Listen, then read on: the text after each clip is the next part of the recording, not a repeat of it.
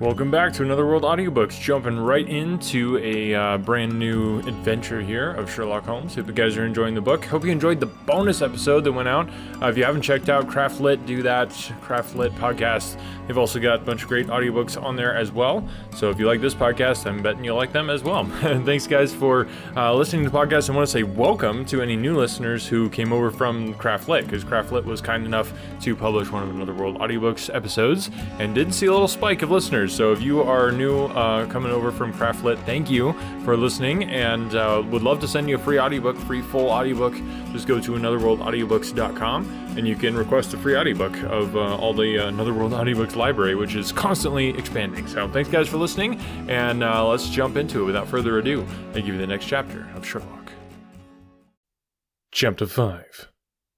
The Adventure of the Priory School.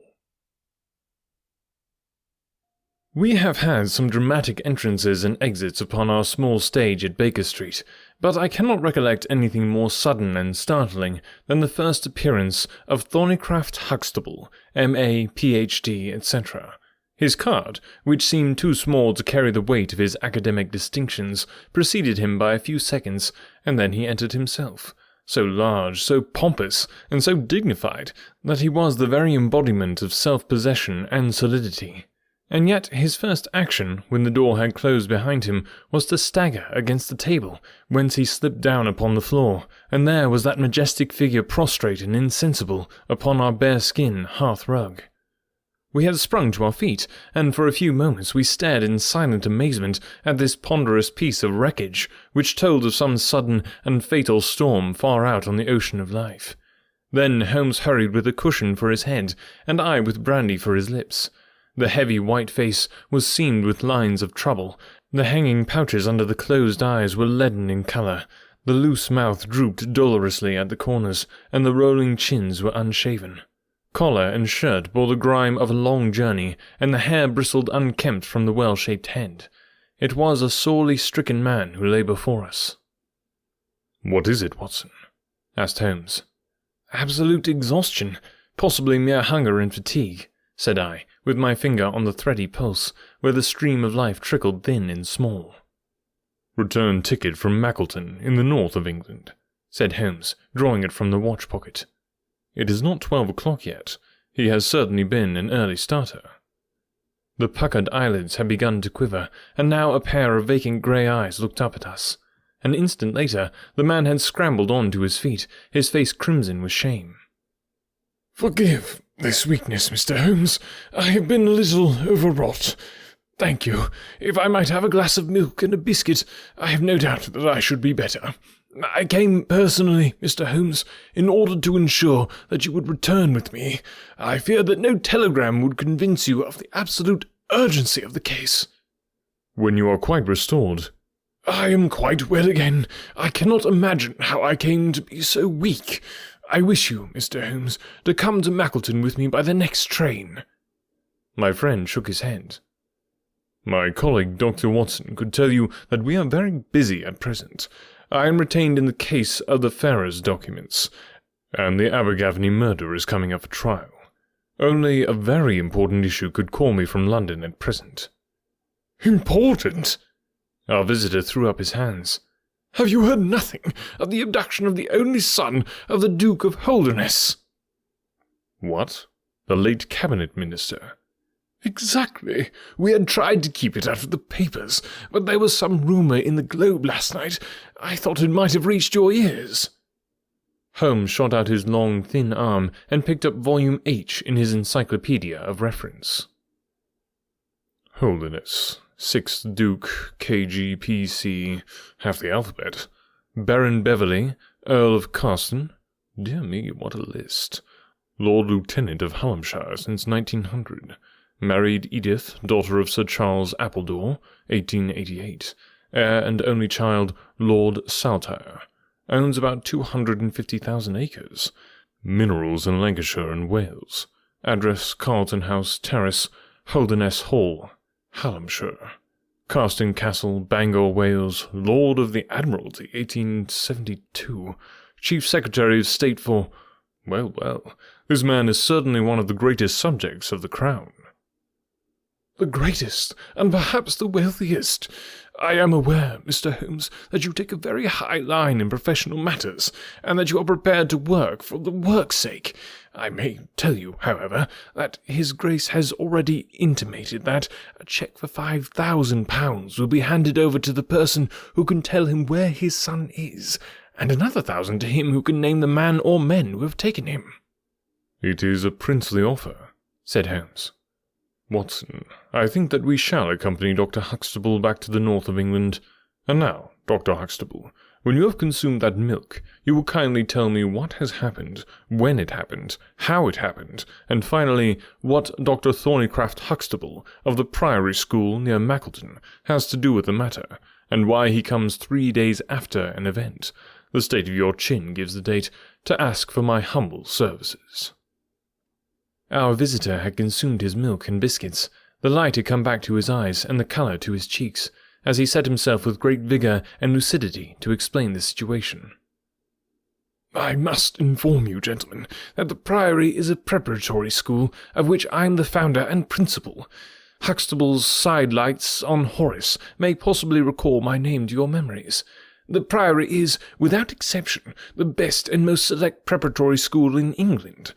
Lord Leverstoke, the Earl of Blackwater, Sir Cathcart Soames, they have all entrusted their sons to me, but I felt that my school had reached its zenith when, weeks ago, the Duke of Holderness sent Mr. James Wilder, his secretary, with intimation that young Lord Saltire, 10 years old, his only son and heir, was about to be committed to my charge. Little did I think that this would be the prelude to the most crushing misfortune of my life. On May 1st, the boy arrived, that being the beginning of the summer term. He was a charming youth, and he soon fell into our ways. I may tell you, I trust that I am not indiscreet, but half-confidences are absurd in such a case, that he was not entirely happy at home.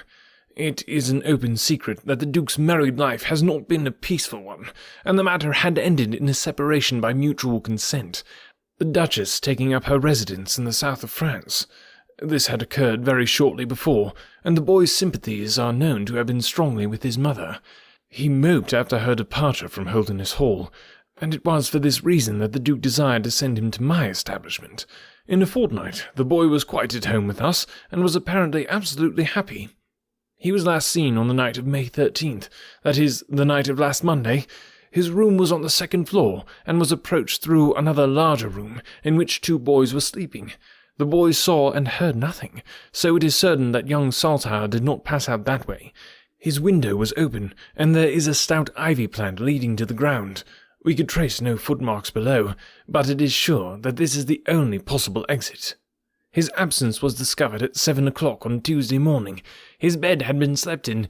He had dressed himself fully before going off in his usual school suit of black Eden jacket and dark grey trousers. There were no signs that anyone had entered the room, and it is quite certain that anything in the nature of cries or a struggle would have been heard, since Conter, the elder boy in the inner room, is a very light sleeper. When Lord Saltire's disappearance was discovered, I at once called a roll of the whole establishment, boys, masters, and servants. It was then that we ascertained that Lord Saltire had not been alone in his flight. Heidegger, the German master, was missing. His room was on the second floor, at the farther end of the building, facing the same way as Lord Saltire's. His bed had also been slept in, but he had apparently gone away partly dressed, since his shirt and socks were lying on the floor. He had undoubtedly let himself down by the ivy, for we could see the marks of his feet where he had landed on the lawn. His bicycle was kept in a small shed beside this lawn, and it also was gone. He had been with me for 2 years, and came with the best references, but he was a silent, morose man, not very popular either with masters or boys. No trace could be found of the fugitives, and now, on Thursday morning, we are as ignorant as we were on Tuesday. Inquiry was, of course, made at once at Holderness Hall. It is only a few miles away, and we imagine that, in some sudden attack of homesickness, he had gone back to his father, but nothing had been heard of him. The Duke is greatly agitated, and as to me, you have seen yourselves the state of nervous prostration to which the suspense and the responsibility have reduced me. Mr. Holmes, if ever you put forward your full powers, I implore you to do so now, for never in your life could you have a case which is more worthy of them." Sherlock Holmes had listened with the utmost intentness to the statement of the unhappy schoolmaster. His drawn brows and the deep furrow between them showed that he needed no exhortation to concentrate all his attention upon a problem which, apart from the tremendous interest involved, must appeal so directly to his love of the complex and unusual. He now drew out his notebook and jotted down 1 or 2 memoranda. "You have been very remiss in not coming to me sooner," he said severely. "You start me on my investigation with a serious handicap. It is inconceivable, for example, that this ivy and this lawn would have yielded nothing to an expert observer." "I am not to blame, Mr. Holmes. His Grace was extremely desirous to avoid all public scandal. He was afraid of his family unhappiness being dragged before the world. He has a deep horror of anything of the kind." "But there has been some official investigation." "Yes, sir, and it has proved most disappointing. An apparent clue was at once obtained, since a boy and a young man were reported to have been seen leaving on a neighbouring station by an early train. Only last night we had news that the couple had been hunted down in Liverpool, and they proved to have no connection whatever in the matter in hand. Then it was that in my despair and disappointment, after a sleepless night, I came straight to by the early train." "I suppose the local investigation was relaxed while this false clue was being followed up?"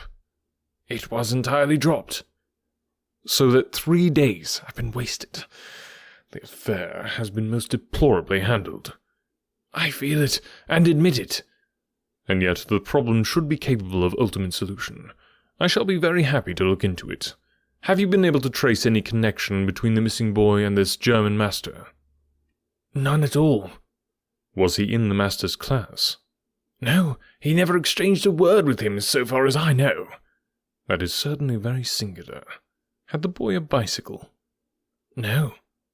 "Was any other bicycle missing?" "No." "Is that certain?" "Quite." "Well now, you do not mean to seriously suggest that this German rode off upon a bicycle in the dead of night, bearing the boy in his arms?" "Certainly not." "Then what is the theory in your mind?" "The bicycle may have been a blind. It may have been hidden somewhere, and the pair gone off on foot." "Quite so. But it seems rather an absurd blind, does it not? Were there other bicycles in the shed?" "Several." "Would he not have hidden a couple, had he desired to give the idea that they had gone off upon them?" "I suppose he would." "Of course he would. The blind theory won't do. But the incident is an admirable starting point for an investigation. After all, a bicycle is not an easy thing to conceal or to destroy. One other question. Did anyone call to see the boy on the day before he disappeared?" "No." "Did he get any letters?" "Yes, 1 letter." "From whom?" "From his father." "Do you open the boy's letters?" "No." "How do you know it was from the father?" "The coat of arms was on the envelope, and it was addressed in the Duke's peculiar stiff hand. Besides, the Duke remembers having written." "When had he a letter before that?" "Not for several days." "Had he ever one from France?" "No, never." "You see the point of my questions, of course. Either the boy was carried off by force, or he went of his own free will. In the latter case, you would expect that some prompting from outside would be needed to make so young a lad do such a thing. If he has had no visitors, that prompting must have come in letters. Hence, I tried to find out who were his correspondents." "I fear I cannot help you much. His only correspondent, so far as I know, was his own father." "Who wrote to him on the very day of his disappearance. Were the relations between father and son friendly?" "His Grace is never very friendly with anyone.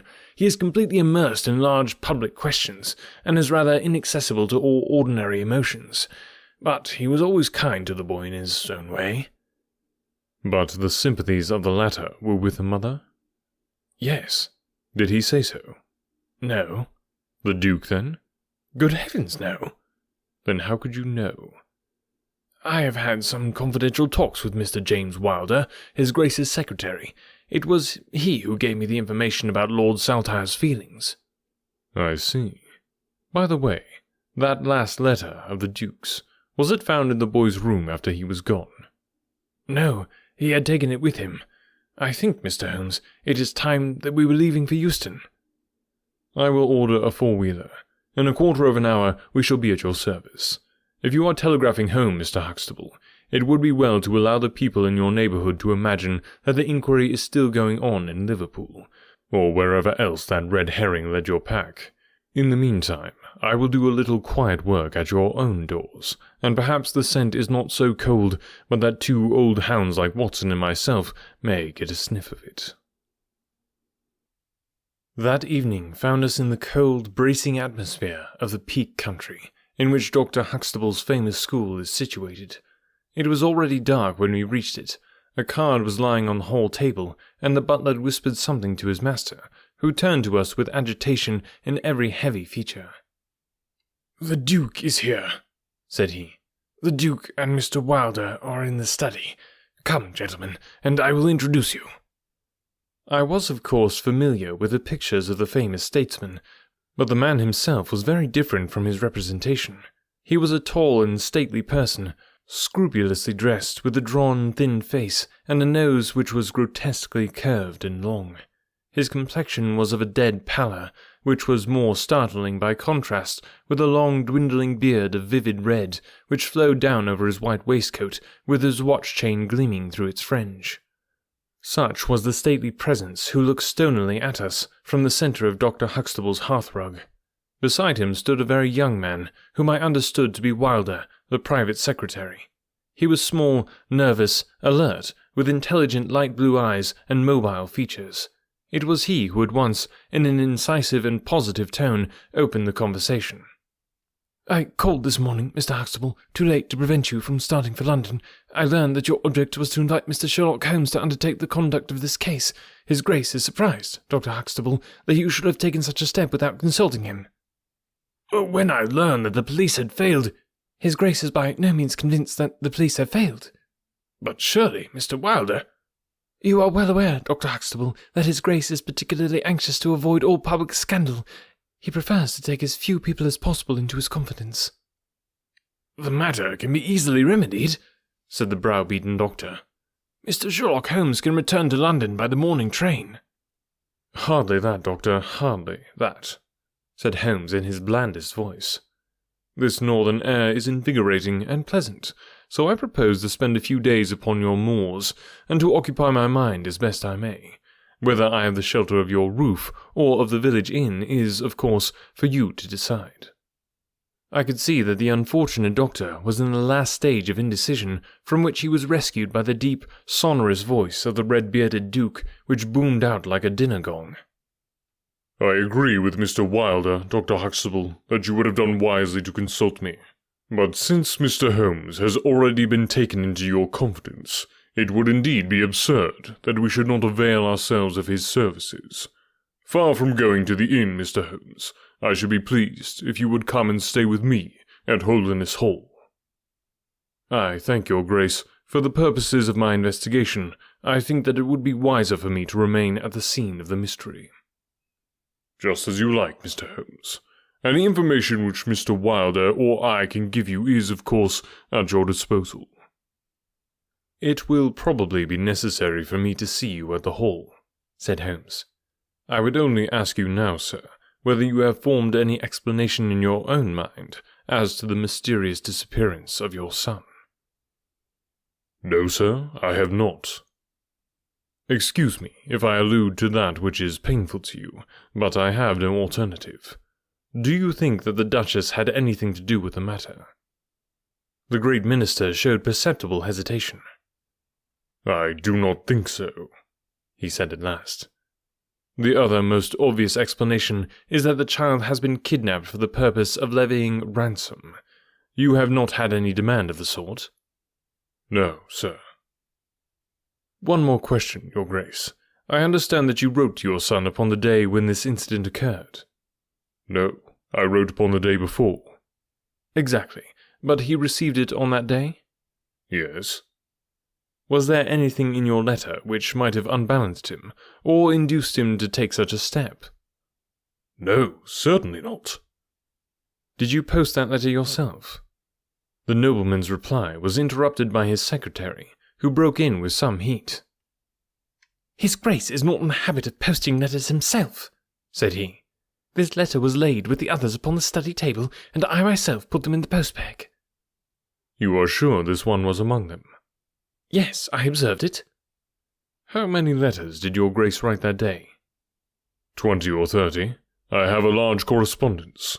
But surely this is somewhat irrelevant. Not entirely, said Holmes. For my own part, the Duke continued, I have advised the police to turn their attention to the south of France. I have already said that I do not believe that the Duchess would encourage so monstrous an action, but the lad had the most wrong-headed opinions, and it is possible that he may have fled to her, aided and abetted by this German. I think, Dr. Huxtable, that we will now return to the hall. I could see that there were other questions which Holmes would have wished to put, but the nobleman's abrupt manner showed that the interview was at an end. It was evident that to his intensely aristocratic nature, this discussion of his intimate family affairs with a stranger was most abhorrent, and that he feared lest every fresh question would throw a fiercer light into the discreetly shadowed corners of his ducal history. When the nobleman and his secretary had left, my friend flung himself at once with characteristic eagerness into the investigation. The boy's chamber was carefully examined, and yielded nothing save the absolute conviction that it was only through the window that he could have escaped. The German master's room and effects gave no further clue. In his case, a trailer of ivy had given way under his weight, and we saw by the light of a lantern the mark on the lawn where his heels had come down. That one dint in the short green grass was the only material witness left of this inexplicable nocturnal flight. Sherlock Holmes left the house alone, and only returned after 11.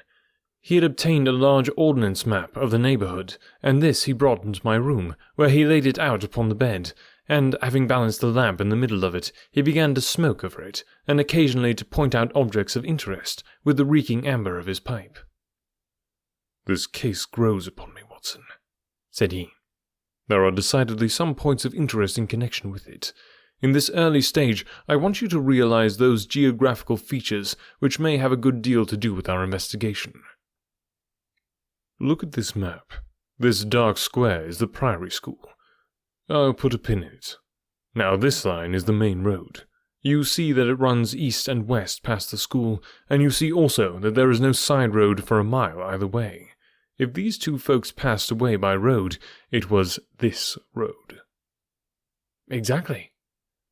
By a singular and happy chance, we are able to some extent to check what passed along this road during the night in question. At this point, where my pipe is now resting, a county constable was on duty from 12 to 6. It is, as you perceive, the first crossroad on the east side. This man declares that he was not absent from his post for an instant, and he is positive that neither boy nor man could have gone that way unseen. I have spoken with this policeman tonight, and he appears to me to be a perfectly reliable person. That blocks this end. We have now to deal with the other. There is an inn here, the Red Bull, the landlady of which was ill. She had sent to Mackleton for a doctor, but he did not arrive until morning, being absent at another case. The people at the inn were alert all night, awaiting his coming, and one or other of them seems to have continually had an eye upon the road. They declare that no one passed. If their evidence is good, then we are fortunate enough to be able to block the west, and also to be able to say that the fugitives did not use the road at all. But the bicycle, I objected. Quite so. We will come to the bicycle presently. To continue our reasoning, if these people did not go by the road, they must have traversed the country to the north of the house, or to the south of the house. That is certain. Let us weigh the one against the other. On the south of the house is, as you perceive, a large district of arable land, cut up into small fields, with stone walls between them. There, I admit that a bicycle is impossible. We can dismiss the idea. We turn to the country on the north. Here there lies a grove of trees, marked as the Ragged Shaw, and on the farther side stretches a great rolling moor, Lower Gill Moor, extending for 10 miles, and sloping gradually upward. Here, at one side of this wilderness, is Holderness Hall, 10 miles by road, but only 6 across the moor. It is a peculiarly desolate plain. A few moor farmers have small holdings, where they reap sheep and cattle. Except these, the plover and the curlew are the only inhabitants until you come to the Chesterfield high road. There is a church there, you see, a few cottages, and an inn. Beyond that, the hills become precipitous. Surely it is here to the north that our quest must lie.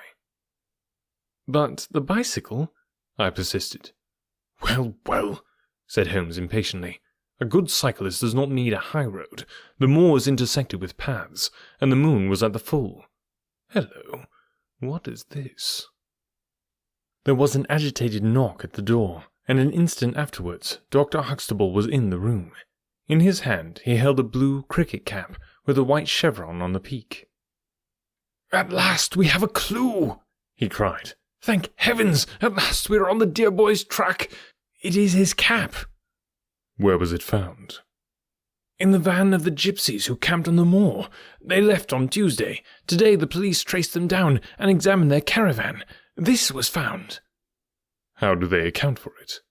"They shuffled and lied, said that they found it on the moor on Tuesday morning. They know where he is, the rascals. Thank goodness, they are all safe under lock and key. Either the fear of the law or the Duke's purse will certainly get out of them all that they know." "So far so good," said Holmes, when the doctor had at last left the room. "It at least bears out the theory that it is on the side of the lower Gill Moor that we must hope for results. The police have really done nothing locally, save the arrest of these gypsies. Look here, Watson. There is a watercourse across the moor. You see it marked here in the map. In some parts it widens into a morass. This is particularly so in the region between Holderness Hall and the school. It is vain to look elsewhere for tracks in this dry weather, but at that point there is certainly a chance of some record being left. I will call you early tomorrow morning, and you and I will try if we can throw some little light upon the mystery." Really appreciate you tuning in, guys.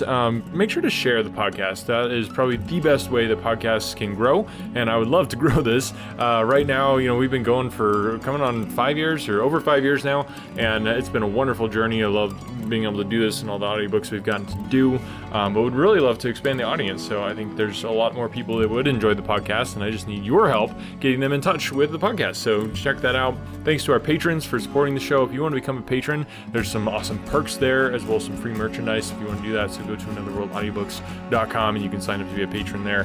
Thanks guys for listening, and we'll catch you next week with the second half of this adventure.